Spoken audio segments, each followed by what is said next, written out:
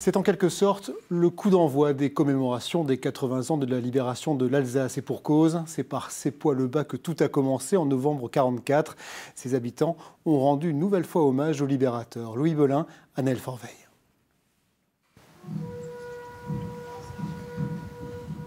C'était il y a 80 ans, le 19 novembre 1944 précisément, Seppois-le-Bas a été libéré des Allemands, non sans coûter la vie à 3 soldats.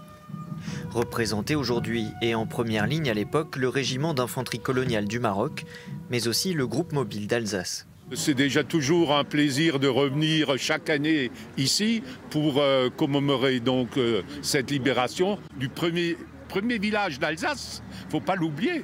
Et puis pour retrouver aussi nos camarades. Et alors que les anciens combattants de la libération disparaissent peu à peu, mort pour la France.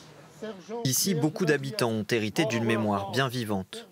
Sur les épaules de certains enfants, des costumes traditionnels fabriqués par leurs aïeux. Je voulais voir comment ça se passe, comment ils rendent hommage aux soldats qui se sont battus pour notre pays.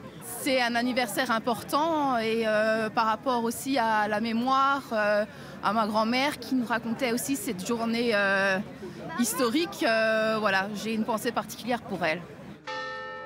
Hommage civil, militaire, mais aussi religieux, avec une messe dominicale en l'église Saint-Maurice, exceptionnellement retransmise en direct à la télévision. C'est surtout pour rendre un hommage à nos libérateurs qui sont tombés au front il y a 80 ans, ainsi qu'à ceux qui s'en sont sortis, il n'y en a plus de vivants, mais pour commémorer leur mémoire et pour les remercier de nous avoir libérés pour que nous soyons de nouveaux Français. Des libérateurs honorés par plus de 300 personnes à Seppois, qui ouvrent un cycle de commémoration partout en Alsace.